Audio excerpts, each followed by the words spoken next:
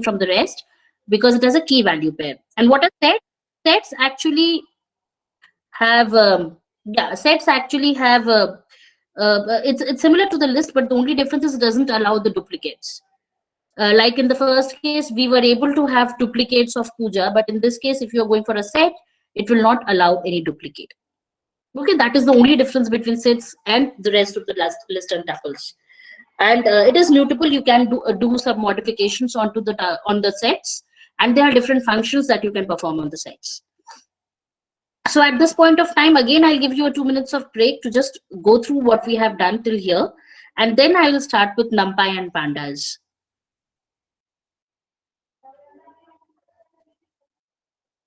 This introduction was necessary because those people who have not done Python at any point of time, then you won't be able to appreciate NumPy, or you won't be able to execute the NumPy library. So here, I think now, even though you have not done Python before, you will be having some idea what is Python and what are the different data structures available with it.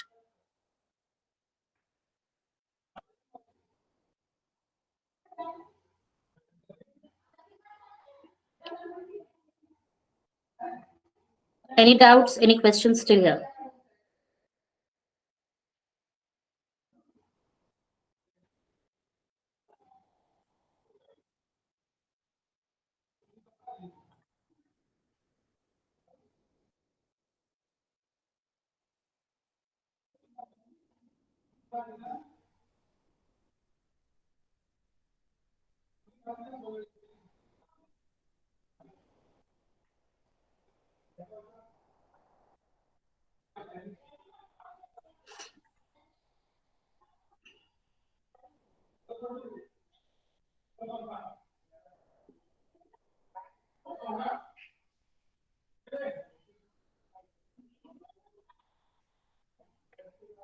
Yeah. Okay, great. NumPy is a very important library of Python, which is used for numerical calculations. So what it does, whatever data set you have in which you want to do some machine learning algorithm to be applied onto the data set, it will convert it into an array. And on this array, you can perform the different functions that you do perform with normal data. Okay, so it's basically, and there is one more library which is generally used as pandas, which is used to convert your data set into a data frame. So let me show you first. Suppose I have an Excel sheet. Let me take a normal data. Let me take an actual data. I'm taking a COVID data set. I'll be sharing the data set also with you so that you can do some calculations onto it. This is a COVID data set. It's a CSV file, comma separated value file. On the basis of the country, latitude, longitude, and the date, you have the confirmed cases, deaths, and recoveries. Okay, like this.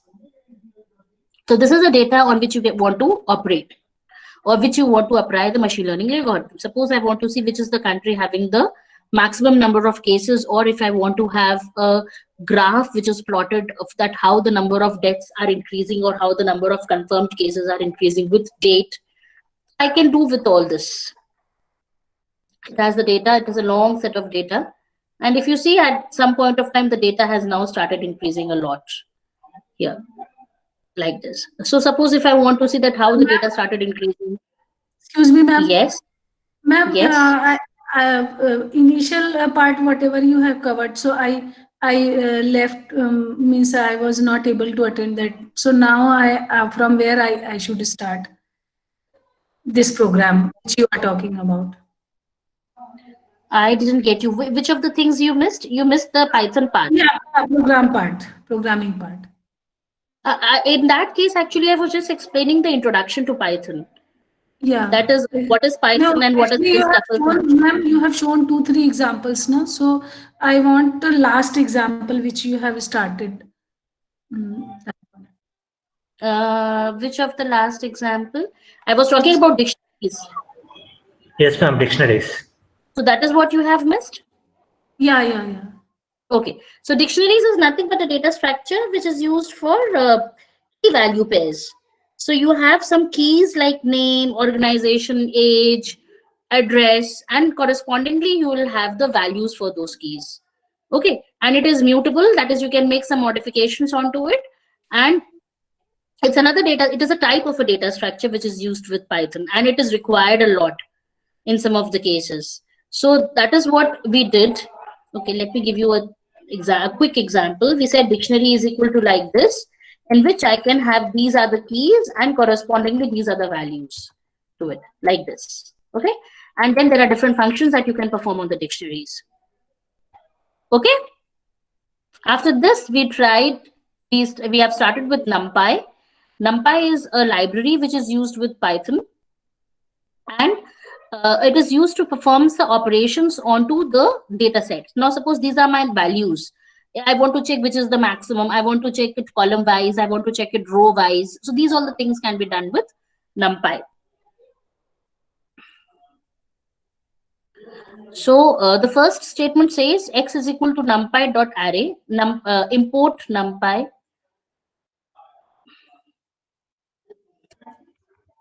Import numpy as np. This you have to do because this is very much similar to hash include. This is hash include, or you do import in Java. So it's the same. Import numpy as np, and np is nothing but an alias which is given to numpy, so that later point of time you don't have to write the complete word as numpy. You can simply say np dot, whatever the functions which are available with numpy can be used. Np dot, and so on.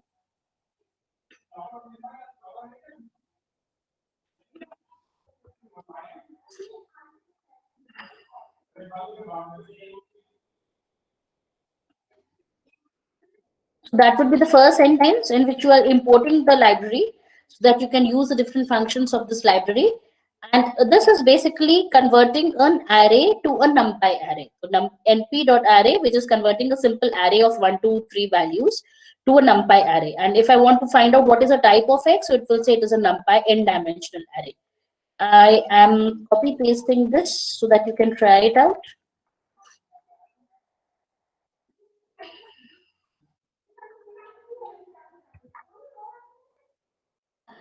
Vidya Lakshmi ma'am, there is no online tutorial, complete online tutorial for Python.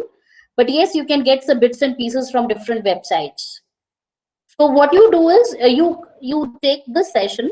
Once you are through with the session, now you can add on to your knowledge with any other Stack Overflow or the tutorial point, or you can go for W3 schools. These are the three some internet sites by which you can get some training.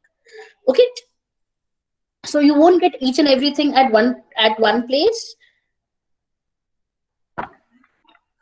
but after this session then you can add on to your knowledge with these sites. Okay, ma'am. Thank you so much, ma'am. Welcome. Now there is one more thing. Suppose I have taken a list, I want to convert it into a numpy array, so that can also be done. Yes, Risha ma'am, it was tutorial point. Then I have not done it with that tutorials point, and then you can search Python for it like this. So here is tutorials point Python. By this you can learn. And there is one more W3 schools Python. By this also you can learn a lot Python tutorial. Because these are the good tutorials. You will get everything here. Okay?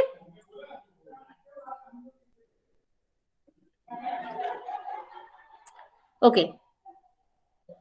Normal array to numpy array, because there are certain functions which we cannot perform on the normal array, but we can perform on a numpy array. Let me go back to that and I'll show you how you will get the feel. This is a normal array, and in this I cannot find out what is the maximum of this value, or I do want to access, I want to convert it into all floats. So this all can be done. I want to convert it to all floats.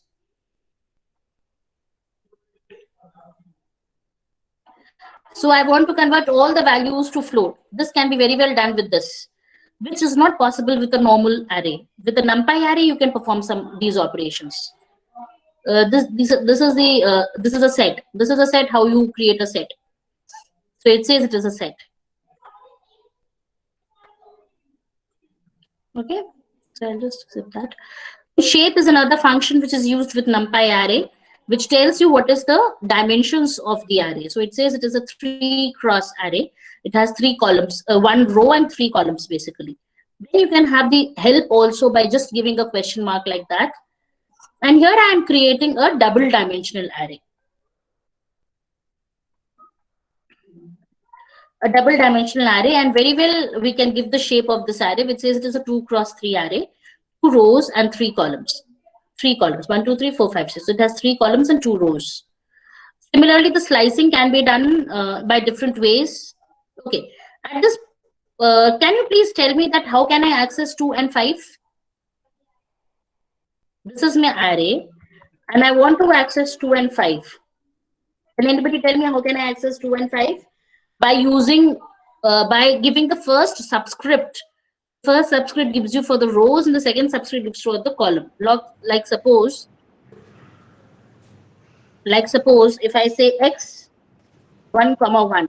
So what it will do is it will go to 0 to 1, that is 2, and 0, 1, second row and second column basically. Second row, second column is 5. So let's try to print it. It will say it is 5. Yeah. So I have to do something by which I can get 2 and 5 using slicing. Suppose I want to print all the numbers of the first row. How can I do that? I'll simply say x first row and all the columns. So it will print all the values of the first row like this. Now you get a feel that how to get 2 and 5. Check it out. Give me the command to get 2 and 5.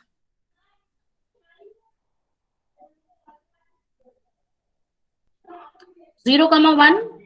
Sonu, I'm not sure you are sir or ma'am. Did you try it out at your end? Because you won't get the answer by this. I want 2 and 5 both. So you need to have some sort of a slicing. Slicing for the rows and slicing for the columns. So you need to have some sort of a slicing. I want to have 2 and 5.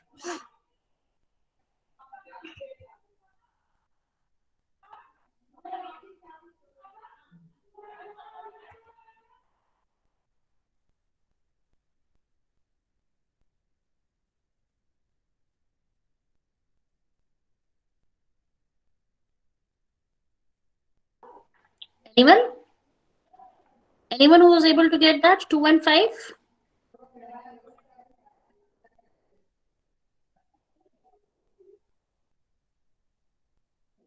How can you get 2 and 5? I want both the rows. Okay.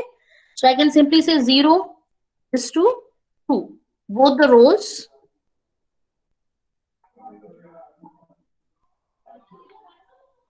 And the second column.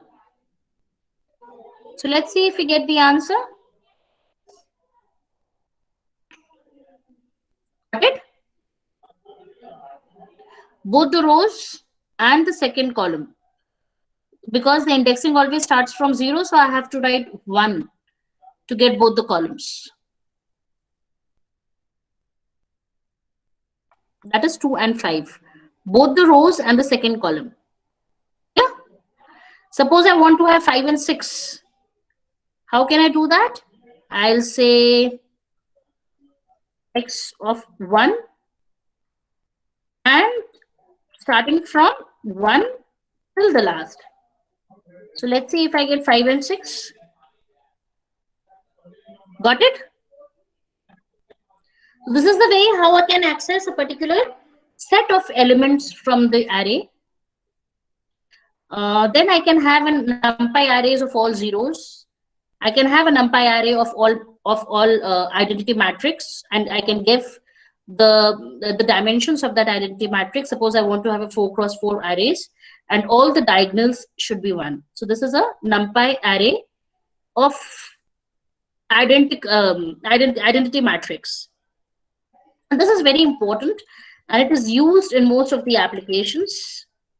Yeah, Vijayalakshmi ma'am, absolutely correct. By this, you will be able to get the answer. Renuka ma'am, you won't get the answer in this case.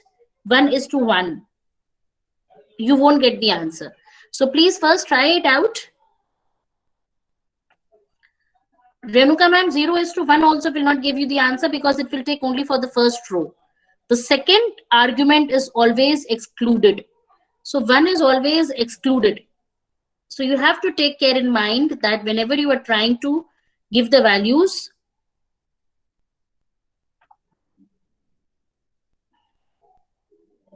you won't get the first. Sumanlata ma'am, what is the error that you are getting?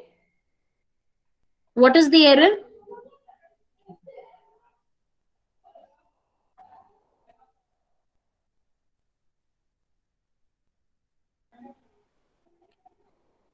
What is the error that you are getting, Sumanlata ma'am? Let me know. So random is very much used. I'll give you a food for thought. In this case, the random values are taken from 0 to 1. There is a command by which you can take the values from a range. Suppose, so what I can do is, difference between actual and predicted. Jagdish sir, predictions I have not started as yet. So what is your exact question? I'm not able to get your question. Random values in a 5x5 matrix in the range 10 to 20. You can do it as your homework, in which you will check that how I can get a random matrix of 5x5 dimensions in the range of 10 to 20. So the value should be like 11, 12, 16, 18 random values from 10 to 20. Because in this case, how are the values? 0 to 1. Then I can very well get a transpose of a matrix. I'll share this file with you all so that you can try it out at your end as well. I can reshape the values, but the only condition in this case is the number of elements should remain same. Like suppose if I have a 4x5 array, then that means I have 20 elements. So the number of elements should remain same before and after the reshape. Correct? Number of arrays should remain same. I can have an array with the values from 0 to 5, which 5 is excluded, so it will take all the natural numbers. I can do the addition, subtraction, multiplication, and so on. I'm going on a little faster at this point of time because I need to cover pandas and sklearn as well, because that is what makes a difference of machine learning. This is NumPy is being used with pandas and sklearn to come up with the machine learning algorithm. I'll go on a little faster at this point. We can take out the inner product and the outer product. And most important one which we use is this, finding out the sum of a matrix. And in the case of the sum of a matrix, this will give you the entire sum. This will give you the sum of the entire numbers. So first of all, take a matrix. I've already shared a code of X. Yeah. So in the case of X, you already have the values. Now try to find out the sum, row-wise, column-wise, and the sum of the complete matrix. Then I'll give you 2 minutes of time to just go to it. Jagdish sir, madam, how to get our desired values from random functions? How will you get desired values from random function? Random function means it is random. You don't know what are the values which are coming. Correct? So desired is a different. Yes, Jagdish sir, please go ahead. Madam, actually my objective is actually the random function contains the random values which are not connected between the values which are shown for a series of numbers. For example, from 0 to 1, there is 0.5, 0.6, 0.9 randomly came. Madam. My doubt is actually for the 0 to 1 range of values, is there any chance to get the desired values, madam? That's what I told Jagdish sir, that's what I told as the food for thought. That is, you find it out that what is the command to get the values from 10 to 20. That is what the question which I gave you. random values between the range of 10 to 20. You can change the range. Okay. So by default, the range is from 0 to 1. But of course, you can change the range. Some data sets actually, for example, image data sets and all, for grayscale images, there is a threshold of up to one, madam. So 0 to 1 threshold. Yes. So Yes. for that imagery data, so I have the various doubts on the imaginary data to get the actual output from the 1 lakh of data values in the imaginary data of grayscale images. So I am using many of random functions which are required to get it, but it takes a lot of time to get the actual values. That means predictive values. So that's actually I suffered a lot when using this random function for imaginary data of grayscale. Jagdeep sir, actually, I am a little apparent on what you are trying to say, because you were saying about predicted and actual values. So that is basically the machine learning algorithm. When you are applying the machine learning algorithm, so then there is an error which you calculate, that whether your algorithm is working fine or not, by getting the difference between the actual and predicted value.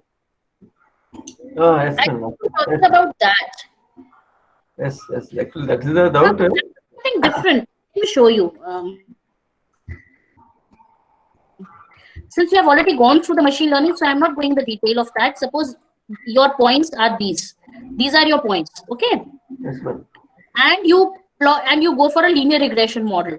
So linear regression model, suppose this is a linear regression model which I went through, okay? So what are the points which I am predicting? I am predicting the points to be here, isn't it? Yes, ma'am. These are my predictions. Yes. The red points are my predictions and black points are my actuals. What is the error? The error is this distance. Error is this distance. Okay. That is what the loss is all about. So this is machine learning. You are trying to find out the error between the actual and the actual and the predicted values. We'll see that. We'll see that in the sklearn data set, that how the error is calculated. But at this point of time, in the case of NumPy array, we are just taking random values. Suppose, okay, have you ever played Tambola? Sorry, madam. Have you ever played Tambola, Housey? What do you call Yes, it? yes. You have played. So what happens in that case? You take random values from 1 to 90. Correct. So suppose if I want to create a Tambola program, so in that case, what I'll do is I'll shuffle the numbers and I'll take a random value between 1 to 92. This is what I'm trying to tell you in case of random function. Actually, what we are intellectual, we want some information, but from mission side, like a random function does not understand what our intention. That's the thing, madam. The difference between human being in intellectual level and No, sir, you are going on a different track. You are talking about machine learning, but at this point of time, we are not talking about machine learning. At this point of time, we are just seeing that how can you take a random array. That's it. Okay. Actually, we have not talked about the machine learning as well. To the random function, madam, is there any internal algorithm which are already in the random function? Is there any kind of research happen in the random function, madam? Yes, there are so many random functions with Python itself. Yes, you will find somewhere around 10 random functions with Python. Depending upon your desire, you want to have a fixed range, or you want to have a different range, or you don't want duplicates, you want duplicates. So there are so many random functions which are available. Like in the case of Tambola, I don't want a duplicate to be there. Isn't it? So I can have a random number between 1 to 90 without any duplicates. So that can also be done. Okay. So at here, I have not applied the machine learning as yet. I'm just taking a simple machine. I'm just taking a simple array. Look, like suppose this is my array. This is my array. Okay. This is of somewhere around, if I suppose I take the array from here. So it has 6 cross 12. It is a 12 cross 6 array, and I want random values to be put in from 10 to 20. I'm simply doing this here. I have not gone for any predictions. I have not gone for any actuals as yet. Yes. Now understood. Okay. Yes. Thank you. Okay. So access is equal to 0 and access is equal to 1 means if I want, suppose these are my values. This is my array.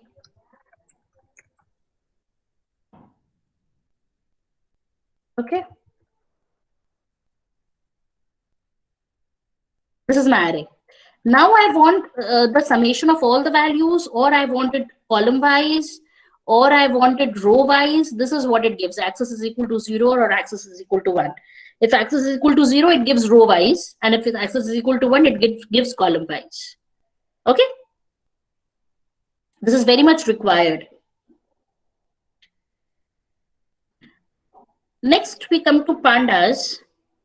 Now, pandas is another library of Python, which is basically used to convert a data frame, convert a data set into a data frame. Now, what is the meaning of data frame? I have this data. Now, suppose I want to go for only this much analysis. I don't want to consider the rest of the rows for my analysis. So for such cases, what I'll do is I'll just convert my data set into this much of data frame. I'll put a frame out around this data. And my complete concentration will be only on this data, not the rest of the data. So this is known as a data frame. So data frame corresponds to taking only some of the rows or some of the columns. Suppose in this case, I don't want any other thing. I just want this much of thing. So this is nothing but a data frame. A frame would be put in around the complete data so that my concentration is involved only on this much of data, not left, right, up, down, etc. Got it? So at this point of time, what I'll do is, because since you don't have this file, I'll go on a little faster on this so that you can try it out later. So when I'm sharing the files with Yogeshwar Rao sir, I'll share this data set also. What you have to do is you just click on this rectangular button. Click on this rectangular button, and here you will see this upload. And then you have to give the location of this file. This file. So once that it is uploaded, you will be able to see it here. This you have to do it every time. Whenever you are trying to execute the code, you have to have the data set here. So if you see here, the disk is 75 GB is still available. If you see,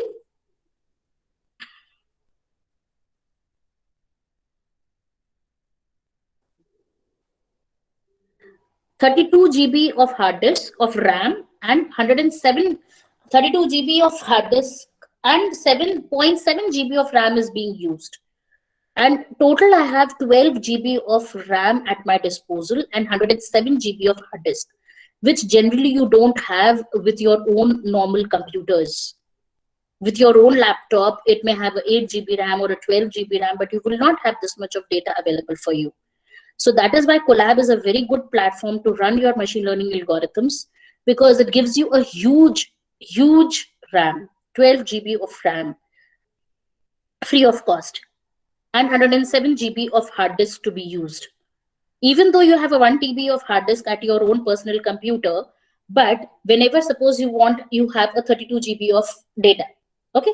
Now this 32 GB of data should reside into your RAM so that you can execute your code. It will take a very, very long time with a 4 GB of RAM in your own computer. But with a 12 GB of RAM on Colab, you can run it in 1 or 2 hours. So generally, if you see that machine learning algorithms always take a lot of time because of the constraint of the space of the RAM and the hard disk. Okay. So I'll share This memory we will get free of cost. Pardon? Ma'am, these memory, the Colab memory, we will get it in free of cost, ma'am. Yes. Colab Okay, is ma'am. free platform. It's a free platform which you can use. Okay. So there we should create our this ma'am space to store all data. No, the space is not required. Actually, always it creates a new session. Whatever Okay. programs you are writing will always be stored into your Gmail account. Let me show you where. You open your Gmail. Okay. And in the drive, you would be able to see the data. This drive. Okay. So this in our drive Google Drive only it will store. Yeah, Colab notebooks. Okay, ma'am. Okay. So here you would be able to see all your programs, not your data set. Not your Okay. data set, but only the programs that you are writing. That is a IPynb file. If you see Okay. here, this is Hmm. framework plus tutorial.ipynb file. I can change the name also here, and the same name will appear in the collab note here on the drive. Okay. Okay, so that is Okay. why collab asked you your Gmail credentials, because it wanted to store your programs in your drive. Okay, ma'am. Thank you so much, ma'am. Okay. Import pandas as PD, similar to NumPy. And now I'm creating a data frame for this complete data set. So there are different functions that I can perform. I can print the head, that is the first 5 rows. I can find out the type of the data frame. So it will say it is a pandas.co.data frame. I can print the last 5 rows. Please don't try to waiting right now because you don't have this data set. So just after the session, I'll share the data set, I'll share the code, I'll share the slides, these slides with Yogeshwar Rao sir, and he will also share it with you all so that you can try it out at your own end. Then .loc is used to print a particular row. I'll show you this data set, mobile underscore cleaned. This is the data set. So it has so many columns. And if you see, the last column is light. What is this column all about? It is actually, this is the data about mobile. What is the number of, what is cores, what is a micro SD screen, what is a screen size, and so on, expandable version, blah, blah, blah. So it has a lot of columns, and on the basis of all these attributes, it is trying to find out that whether it is being liked by the people or not. I'll really request you all to please mute your mics. Please mute your mics always. So on the basis of the various parameters, so there are somewhere around 40 parameters. So on the basis of all these parameters, it is deciding whether it would be liked by the person or not. Like suppose if you ask me, I want a very light mobile and have a good battery backup. I don't care about the camera, suppose. I don't want a good camera. For me, battery is more important. So is light would be different for different people, depending upon the priority of the things that you give. Okay, so if you have such 40 parameters, it is absolutely impossible to do it manually. So what we can do is we can have a machine learning algorithm onto this, and on the basis of the different parameters, I can have a linear regression model, or I can have a logistic regression model, or I can have a decision trees to actually come up with the machine learning predictions. This is nothing but prediction, is light. So continuing with the discussion which I was having with one of the sirs, Dinesh sir, I suppose, in which we were talking about the prediction and the actual. So what happens is, this is my data set. Okay, this is my actual data set. And suppose this is my data set, I don't have any testing data set different. Must have already heard about training, testing, and validation. Okay. So what happens is, some of the data is used for training, and then you do the validation of your training. Suppose I have 110 rows, so I can go for a 80-10-10 rule, or I can go for a 70-20-10 rule. What does this mean is, 70% will go for training, 20% will go for validation, and 10% will go for testing, like this. So what I'll do is, I'll take suppose this much of rows for training the data set. So it will learn, the system will learn that how this is given as 1 on the basis of what should be the values to make is liked is equal to 1, or what should be the values to make is liked is equal to 0. It will learn the things, correct? So once it has learned, then it will try to validate its learning. Like suppose we want to predict the number of COVID patients for 3rd of January, or I don't have the testing data, so I will check that whether my prediction is correct or not by subtracting it with the actual. Okay, so what I'll do is I'm just predicting my corona patients. I'll predict the corona patients for first and for second, like this. Okay. So I'll say on the first, let me make it as this corona patients for first and second, and this is actual, and this is predicted, like this. And then I'll get my loss. Okay. So I have to go for predictions.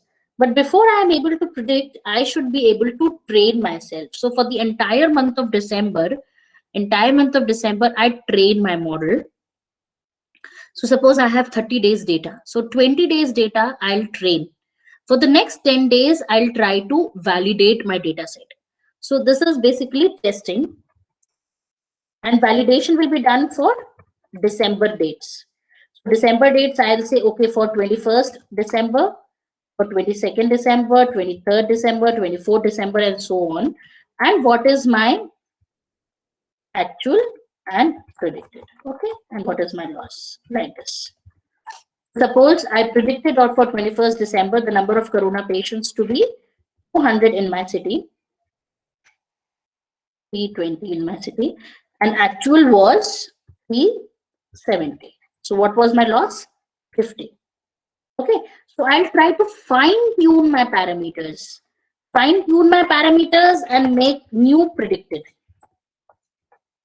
like this. So I'll say my new predicted is now 330.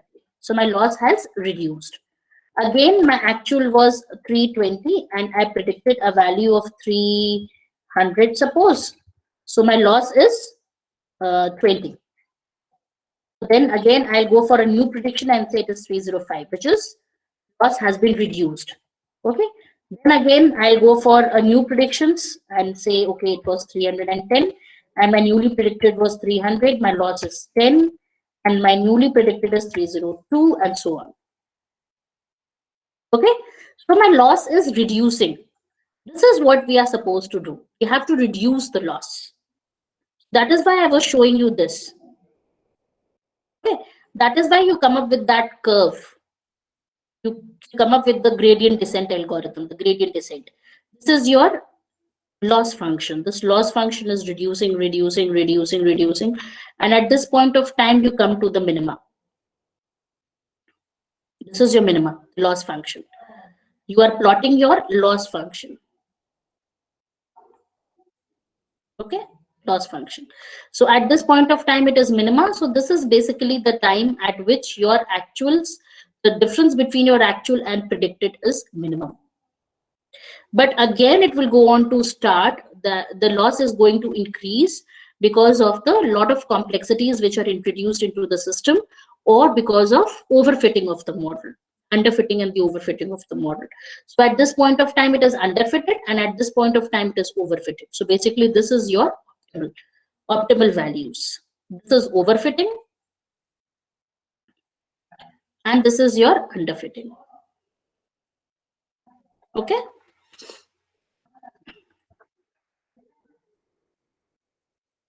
This is underfitting of the model in which you are not able to get the exact values, and this is overfitting of the model in which you don't want, you have not got the exact values.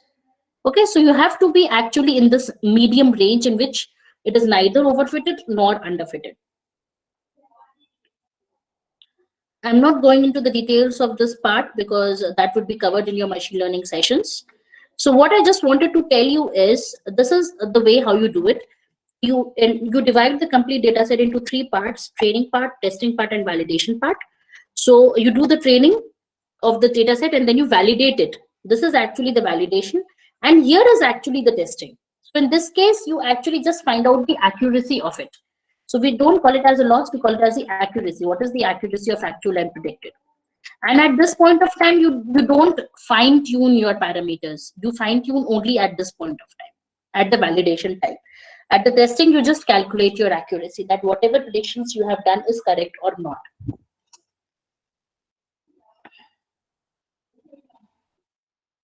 Okay. So in this case, as I told you, I want to have a data frame of the data. So suppose this is my COVID data set. This is my COVID data set. Okay. And if you see this data, I don't want to have any other country apart from India. So what I'll do is this is called pre-processing. Whenever you are using machine learning algorithms, you do the pre-processing of the data. Once the data is pre-processed, then you apply the machine learning algorithm onto this. Correct? This is pre-processing or the preparation of the data. So you remove the duplicates, you remove the missing values, and you also do certain things depending upon your desires. What actually do you need? So I need the data for country India. Okay, so suppose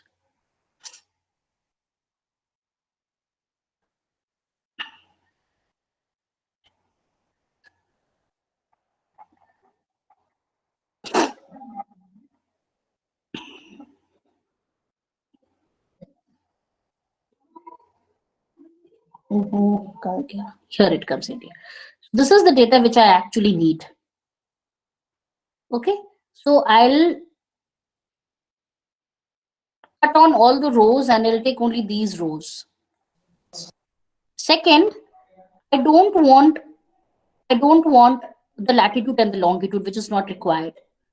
This is what it actually does. It takes only these rows. Okay. Then I can show you the program for Corona also, COVID dataset also, COVID program. I won't be able to share this file with you because I'm still using it for my research purposes. But I just wanted to give you a feel at how it goes. I'll upload the dataset the same way as I did earlier.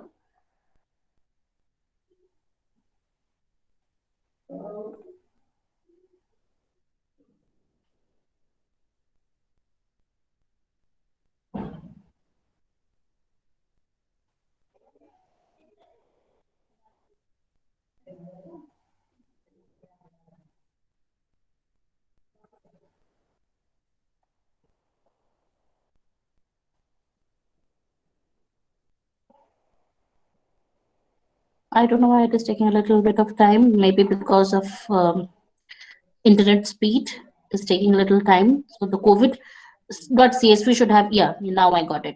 Here it is. So now I can perform all the operations. And this is what I was trying to tell you, that I want it for the country India. This is the place. I wanted the country region should be India. And then I can describe the data. That is how the data is, how many number of rows and how many number of columns, what are the last 5 rows of this, and so on. Then the next thing that I want to do is I want, suppose if you see this data, the previous sum of the rows are only zeros. So I don't need this for my analysis. So I'll remove all that part. So I will sort the data and I'll take only this much of rows. Since I have not executed the previous one, so that is why it is giving me an error. And thirdly, I don't want the latitudes and the longitudes, so I can check only those of the columns which are actually required. I just want the date, confirmed cases, and deaths and recoveries. I don't want latitude and longitude. So all that can be removed. So this is basically, the pandas is used for preparation of the data in the format in which I actually need. Then there is one more important thing that I have to do is, if you see this, the data is in the string format. So the string format values are not used for analysis. I have to convert it into numbers.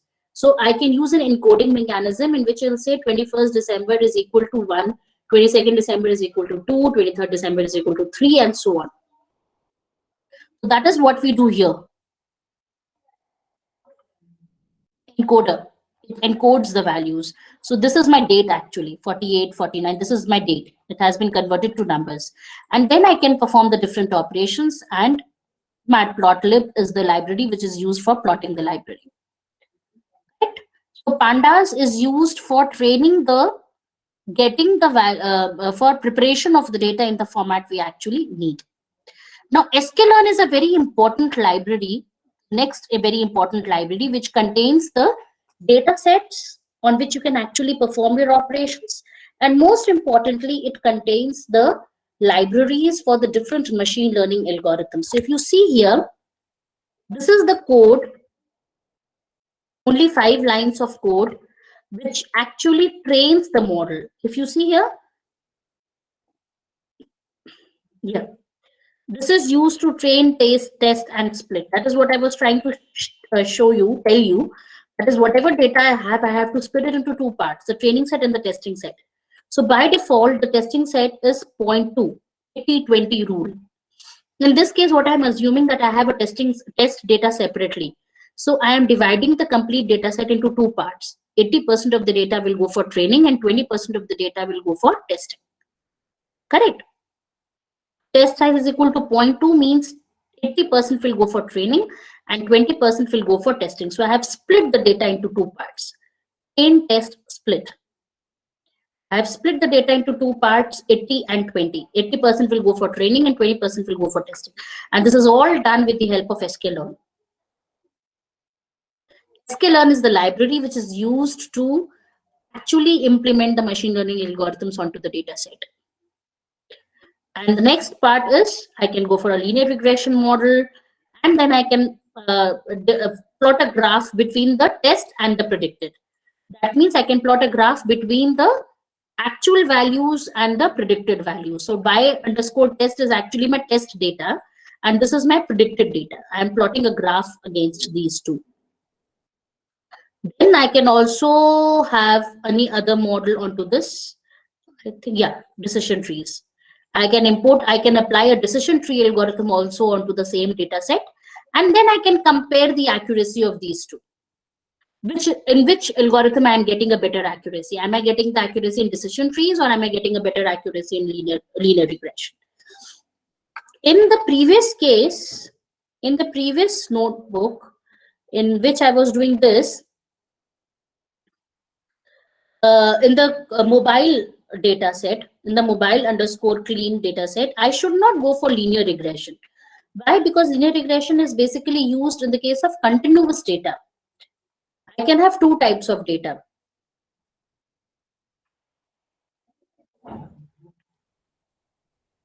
I can have a continuous data, so in such types of data, the linear regression is used.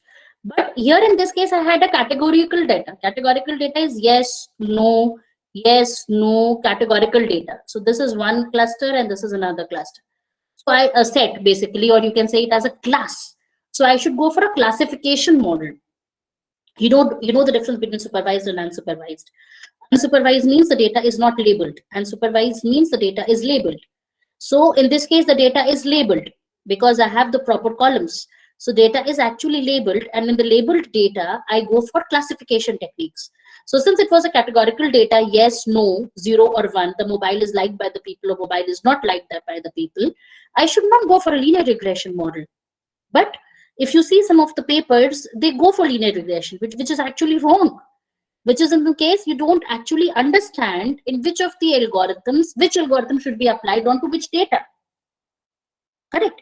So you should first understand that what is my data, how my data looks. That is known as exploration of the data set. So first explore your data. First understand that what is the type of the data that you have. Once it is understood that it is a categorical data, or it is a continuous data, or it is a supervised data, that means labeled data or unlabeled data, and then you decide upon the algorithm to be executed. Don't just apply the algorithm. Okay, so first decide what type of data you have. Once you have decided upon the type of data, and then you decide your algorithm. If it is a supervised learning technique, then use a supervised. Then you check whether it is a linear data, categorical data, or continuous data.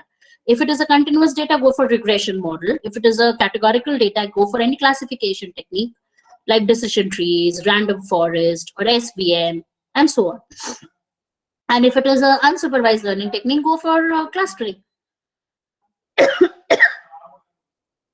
Okay. So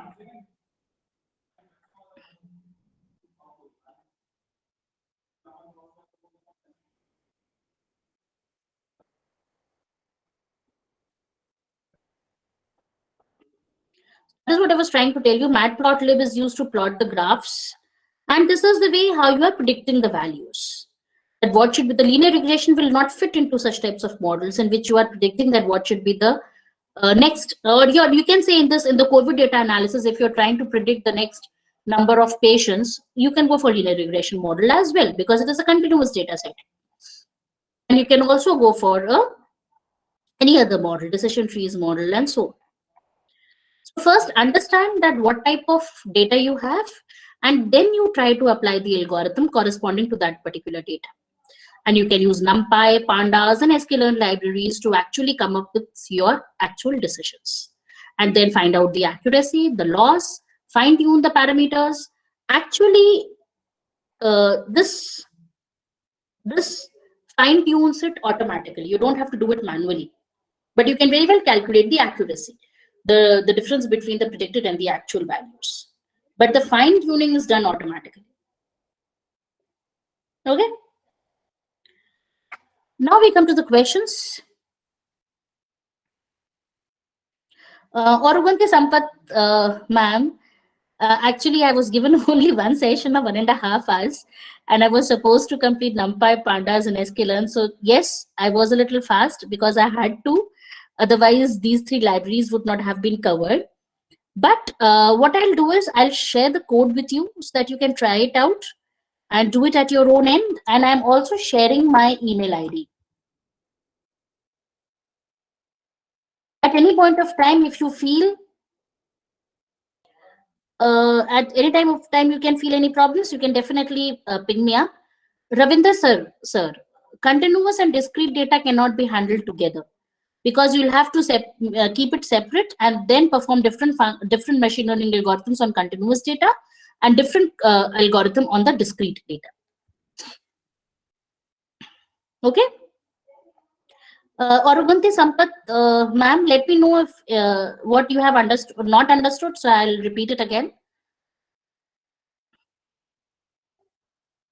Let me know which of the parts you want to be repeated.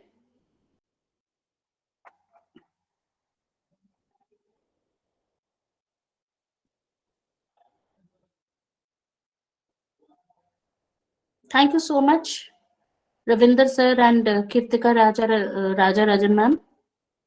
Thank you, Gautami ma'am. I hope I know it was a little fast. I know it was a little fast, but I'm sorry for that. Ma'am, your session is very interesting, but if you'll go slow, that will be much better, because I want hands-on in this session, but actually I was not able to do it parallelly along with you. Yes, I know. Actually, you are doing the Python for the first time now, so then it will take some time. Yeah, ma'am, but yeah, that's why I joined this workshop, now that I'll get some hands-on. If I'm What not I'll getting do is, hands-on, then what yeah, is the use of what this? I'll do is I'll share the slide. I'll share the complete code with sir, and he will share it with you correspondingly. And then at any point of time, if you feel any problem, like you were not able to execute a statement or you were getting some error, you can shoot a mail to me. Don't worry. Okay, ma'am, I had copied your email ID, but actually we also have very less time. We have academic now going to be on Yes, at 6th January. sure. It will, if we'll get some hands-on parallelly, it will be much better.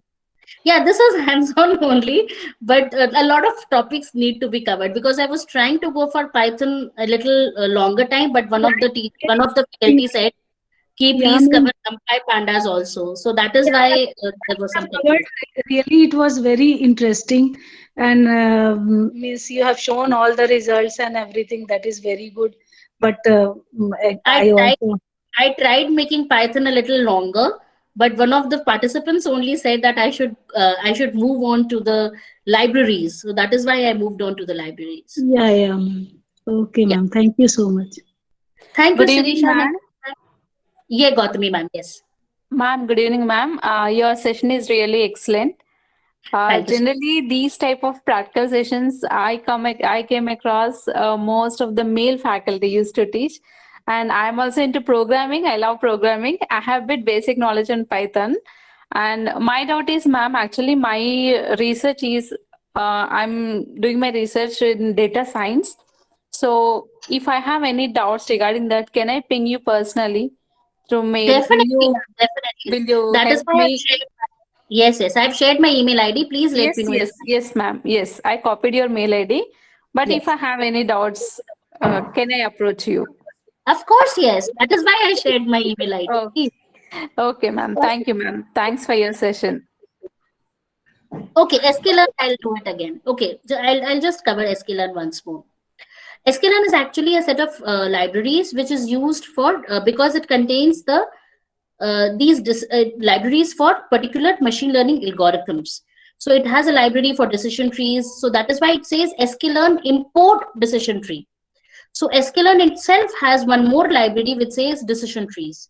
So it can directly apply the decision tree on the data set. So sklearn is nothing but a set of functions which you can apply onto the data set and come up with your machine learning results. Okay.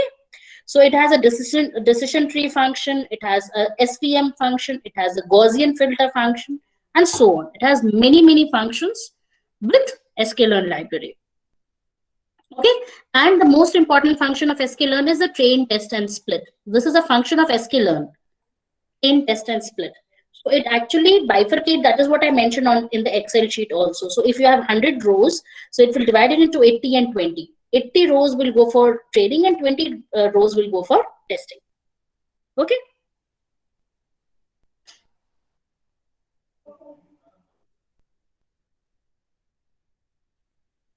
Thank you, Lakshmi Bai ma'am. Thank you, Rani ma'am. Thank you, Disha ma'am. Ma'am, thank you so much for wonderful session, ma'am. Thank you. Any other questions? Good evening, ma'am. My Yes, name is Dinesh Dinesh. sir. Yeah, thank you, ma'am, for sharing your knowledge with us. It's very helpful for us in research. My question is, ma'am, I need an example for each and every algorithm. Where can I get, ma'am? Each and every machine learning algorithm. Yes. Okay. You will have to read the books for that, and probably in the consequent sessions, because this is only the second day, na? So Yes. tomorrow, day after tomorrow, you will be covering many machine learning sessions. In that, you will get to know the different examples for different algorithms. Okay. That you will get to know. Thank you. Sandeep said, yes, we can upload the data in the Google Drive, and then I can give the link of that drive in my dataset values. So that can be done. Hello, ma'am. Ma'am, I have Nandini a here. doubt. Yes, Nandini ma'am. Ma'am, actually, I'm not talking with what exactly we are doing in Python right now, what you have explained, but I have a doubt on other thing about, if you know things speak, I have a doubt on that. Can I? I'm not able to hear you well, ma'am. Ma'am, about ThinkSpeak, I have a doubt. Can I ask on the ThinkSpeak if you know that? I'm not getting you. You want to ask a doubt? Please go ahead. Can you hear me? Hello? Yes, Nandini ma'am. You have a doubt? Please go ahead. Yeah, ma'am, I just wanted to know ThinkSpeak because I'm working on age of information. Cannot hear you. 1 second, ma'am, 1 second.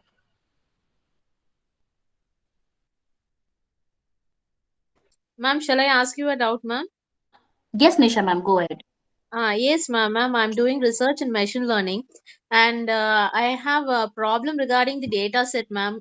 Can you suggest any websites for having the data set to work with, ma'am? I'm working regarding the cancer data set. Yes, you can very well go to kaggle.com. This is a very useful website for data sets. It has large number of data set. Which cancer you are talking about? Yeah, ma'am. I'm using lung cancer, ma'am. So if you just write lung cancer, you will get a lung cancer data set from here. So many lung cancer data sets. Okay. Yes, ma'am. I have used this Kaggle data set, but those entries are very old, ma'am. I just need some latest like that.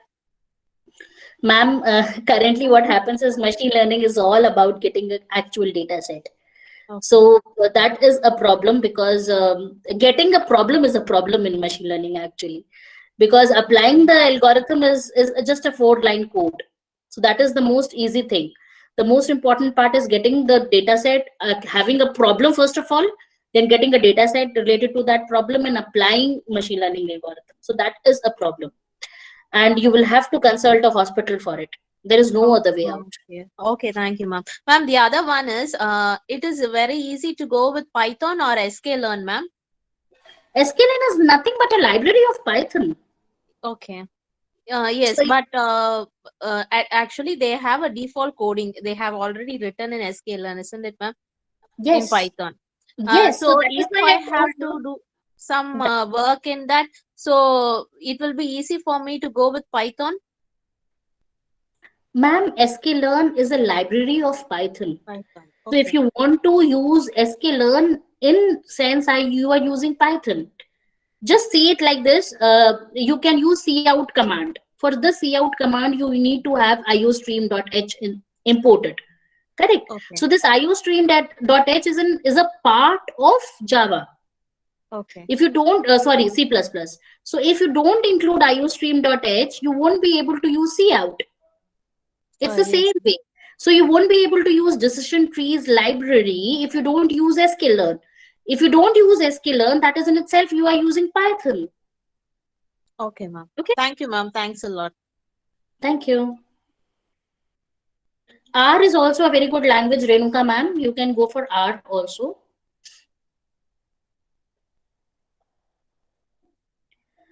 Can you say that in Think Speak? Can I get real-time synchronization? Because I am working on age of information. I don't have much idea about age of information, but yes, speech, think and speak.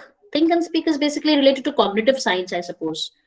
That is what you're talking about. You'd have to get a data set. That is the major problem.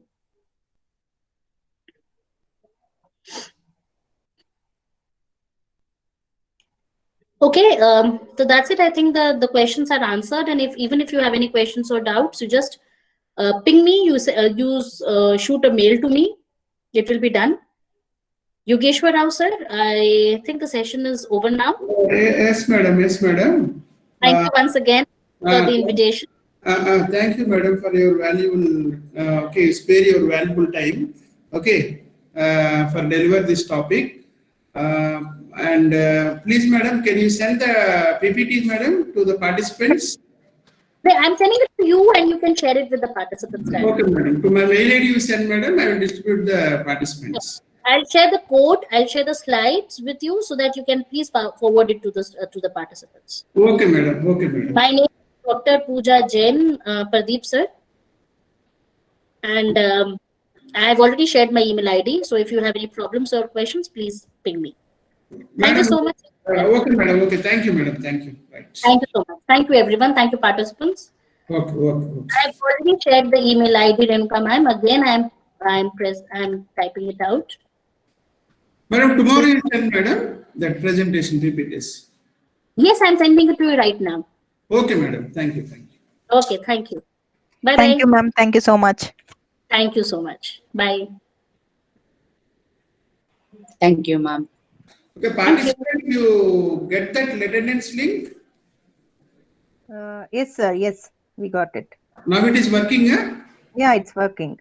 Okay, right.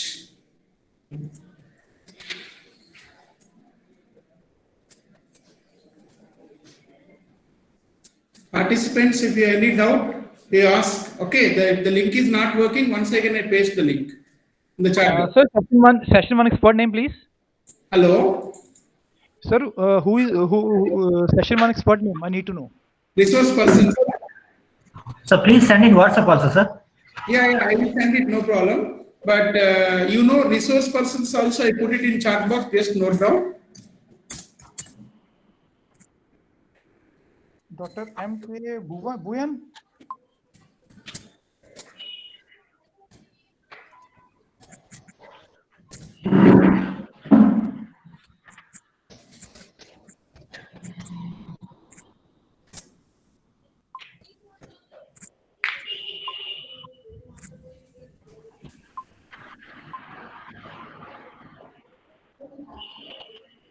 Dr. M.K. Buyan.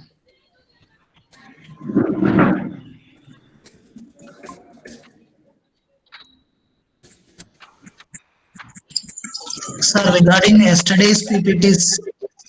Yeah, already contact The resource persons, tomorrow the resource persons give the PPTs, and tomorrow I mail to you. Okay? Okay, sir. Thank you. Okay. Thank you Right. very much. Okay.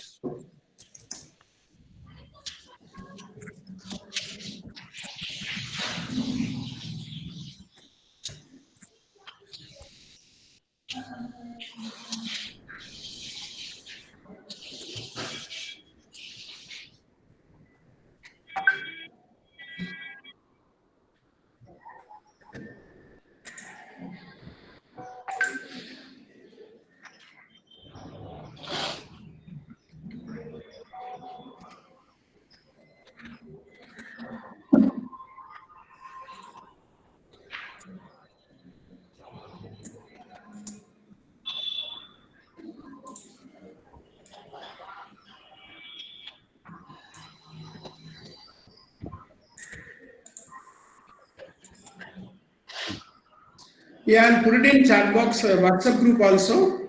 You fill the attendance, okay?